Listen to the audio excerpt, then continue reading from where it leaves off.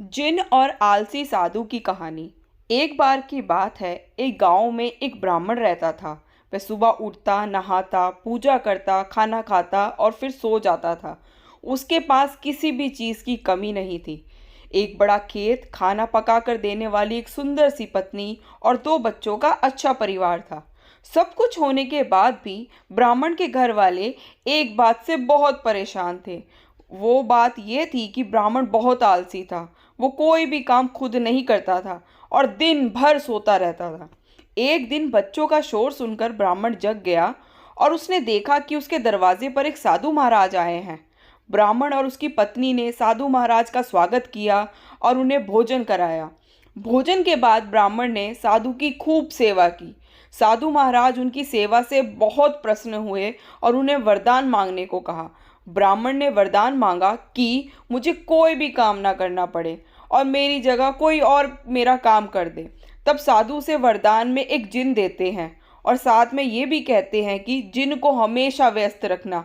अगर उसे काम नहीं दिया तो वो तुम्हें खा जाएगा। वरदान पाकर ब्राह्मण मन ही मन बहुत खुश हुआ और साधु को आदर के साथ विदा किया। साधु के जाते ही वहां एक जिन प्रकट हुआ। पहले तो ब्राह्मण उसे देखकर डर जाता है, लेकिन जैसे ही वो ब्राह्मण से काम मांगता है तब ब्राह्मण का डर दूर हो जाता है और वो उसे पहला काम खेत जोतने का देता है।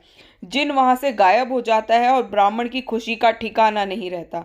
कुछ ही देर में जिन फिर आ जाता है और बोलता है कि खेत जोत दिया, दूसरा काम दीजिए। ब्राह्मण सोचता है कि इतना बड़ा खेत इसने इतनी देर में जोत दिया। ब्राह्मण एक एक कर सभी काम बताता जाता है और जिन उसे चुटकियों में पूरा कर देता है। ब्राह्मण की पत्नी ये सब देख रही थी और अपने पति के आलसीपन पर चिंता करने लगी। शाम होने के पहले ही जिन सभी काम कर देता था। सब काम करने के बाद जिन ब्राह्मण के पास आ जाता और बोलता कि अगला काम बताइए, नहीं तो मैं आपको खा जाऊंगा। अब ब्राह्मण के पास कोई भी काम नहीं बचा जो उसे करने के लिए कह सके। उसे चिंता होने लगी और वह बहुत डर जाता है। जब ब्राह्मण की पत्नी अपने पति को डरा हुआ देखती है तो अपने पति को इस संकट से निकालने के बारे में सोचने लगती है। वह ब्राह्मण से बोलती है कि स्वामी, अगर आप मुझे वचन देंगे कि आप कभी आलस नहीं करेंगे और अपने सभी काम खुद करेंगे तो मैं इस जिन को काम दे सकती हूँ। इस पर ब्राह्मण सोचता है कि पता नहीं ये क्या काम देगी। अपनी जान बचाने के लिए ब्राह्मण अपनी पत्नी को वचन दे देता है। इसके बाद ब्राह्मण की पत्नी जिन से बोलती है कि हमारे पास एक कुत्ता है, तुम जाकर उसकी पूंछ पूरी सीधी कर दो। याद रखना, उसकी पूंछ एकदम सीधी होनी चाहिए। जिन बोलता है कि अभी ये काम कर देता हूँ। यह बोलकर वह वहां से चला जाता है।